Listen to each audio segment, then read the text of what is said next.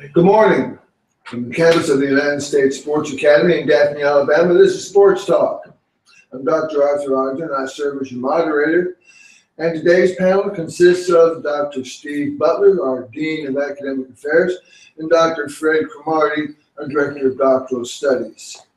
Today we're going to take a topic which has hit the news and probably did not receive as much notoriety as it should have, but that is the health hazards for the water sports that will take place in Brazil's Olympics in 2016.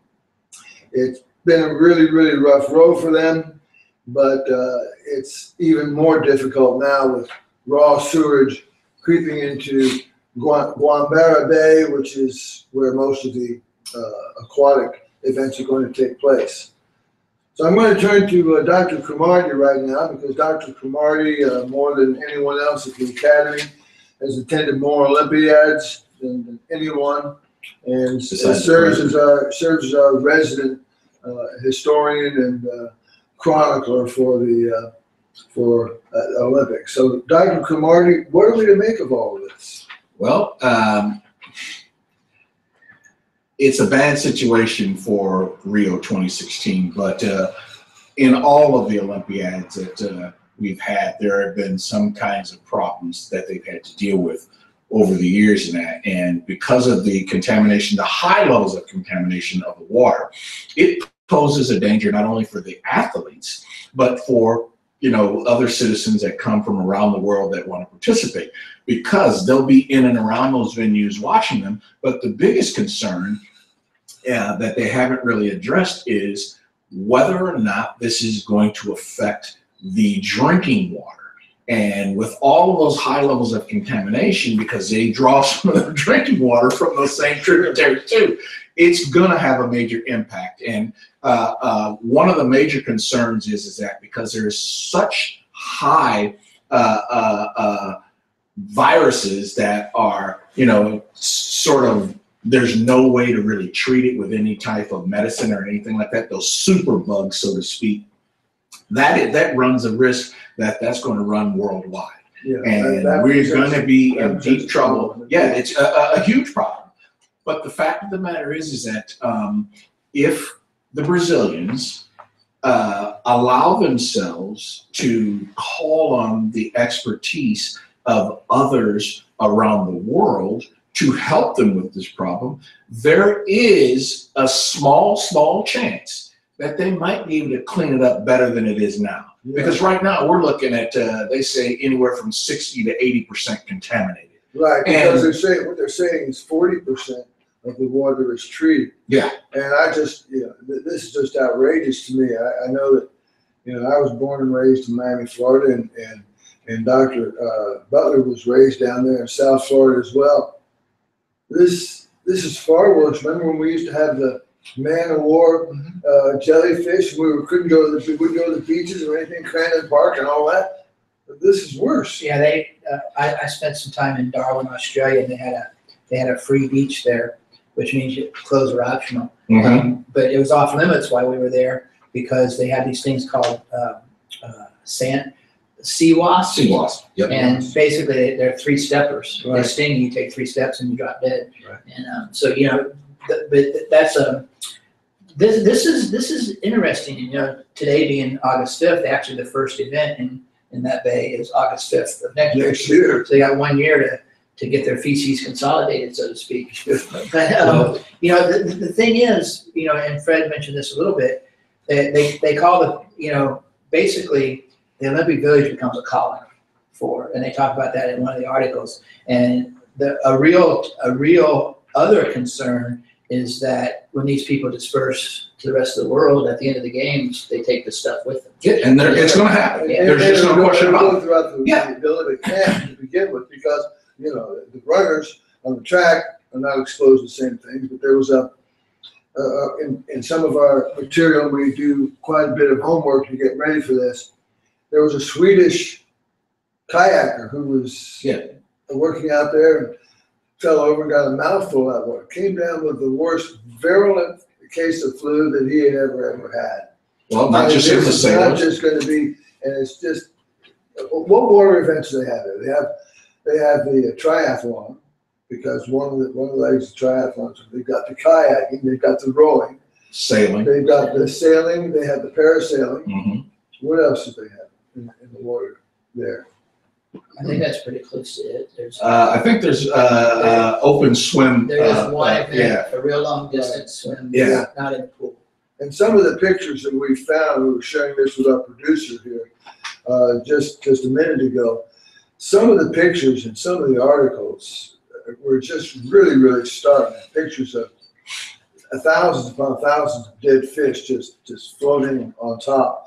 And then a picture, an aerial view of the tributaries that flowed into Guanabara Bay that had the raw sewage colored blue, and it was just a terribly, terribly deep, dark blue streak that goes through.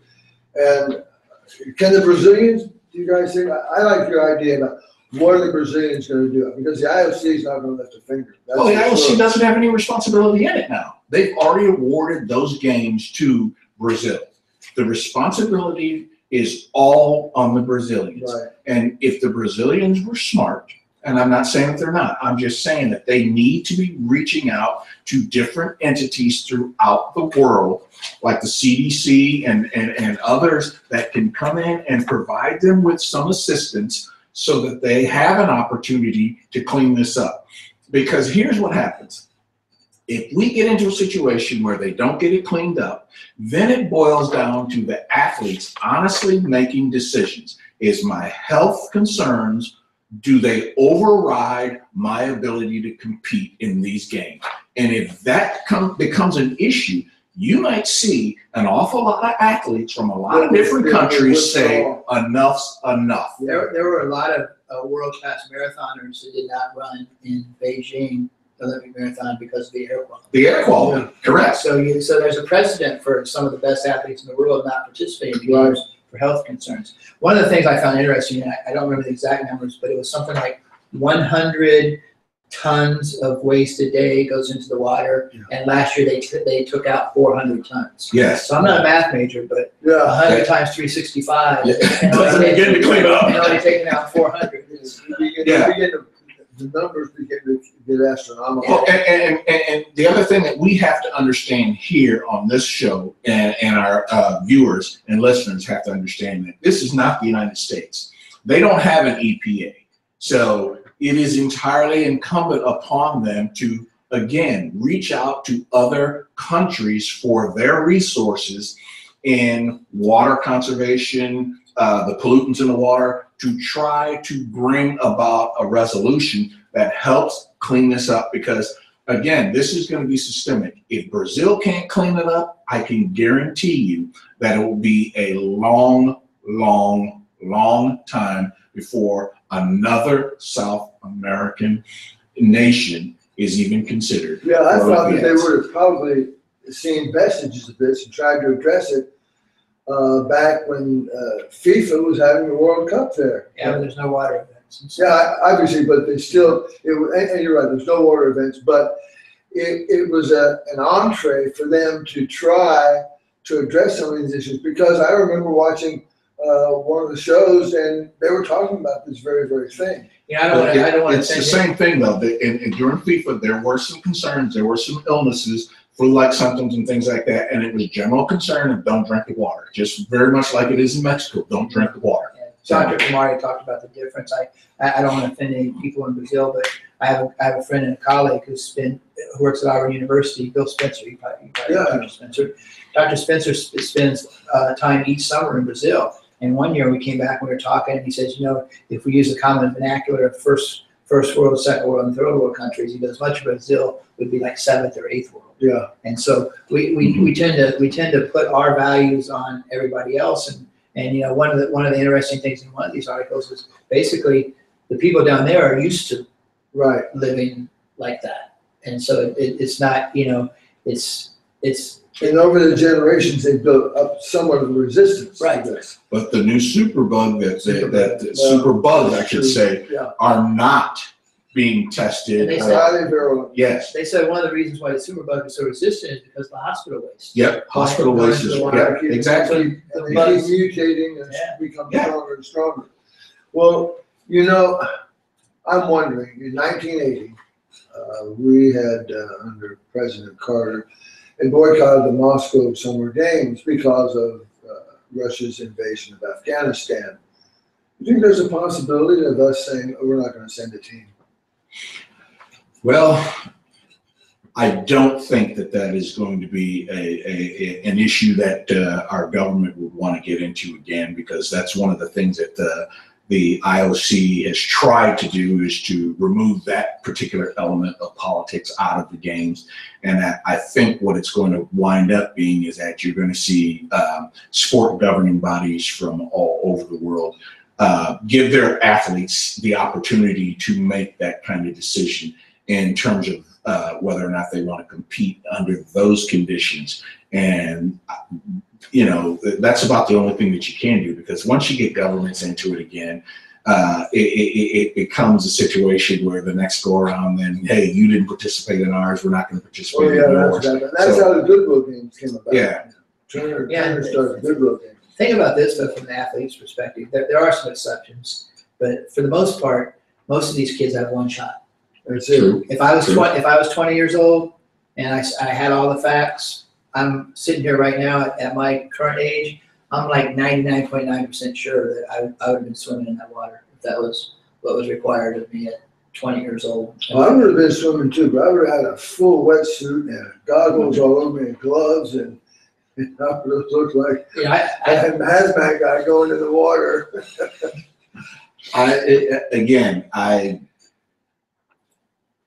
If you fully educate the athletes, then I agree with you that it is their decision. And that's exactly what's going to have to be. I think that this stuff has to be monitored heavily from here on out, because they are going to try to do their absolute best to put window dressing on this to minimize it as much as possible. But the fact of the matter is that if I show up out there one day for a sailing event or for a kayaking event or a rowing event, and I see nothing but miles of dead fish, that's going to tell me the water's not clean. Yeah, or was it during the World Cup?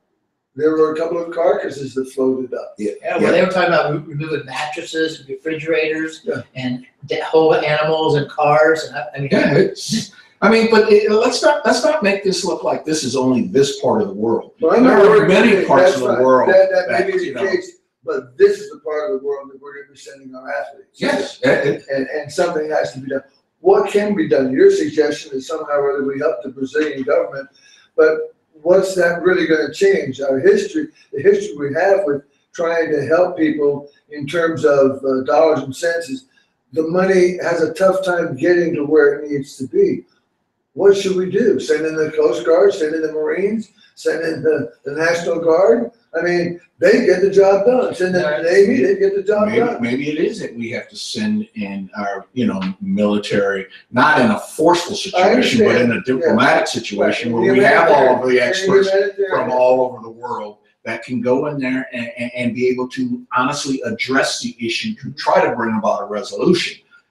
If we rely specifically on the Brazilians to do it, we know it's not going to get done. Right, and there's another point that you've been making, and you supported this too when we were talking offline. This is a situation that those who live there are saying, yeah, so what? This is how it is. For us in the more industrialized nations, in all the industrialized nations or the wealthy nations, the Abu Dhabis, in some of the European nations, and even some of the other South American nations, and many African nations. I'm thinking of Botswana. Very, very clean, very, very healthy, And so we go, oh, that's horrible. But they're saying, yeah, but what do you mean? I mean, that's what they're used to. What can we do to help this situation? Because it seems as though if we send money there, it gets to the upper echelons, but never really filters down to where it needs to go. Yeah, what we need to send is scientists. Yeah, and we need to put pressure on the IOC to ensure that it's just not lip service.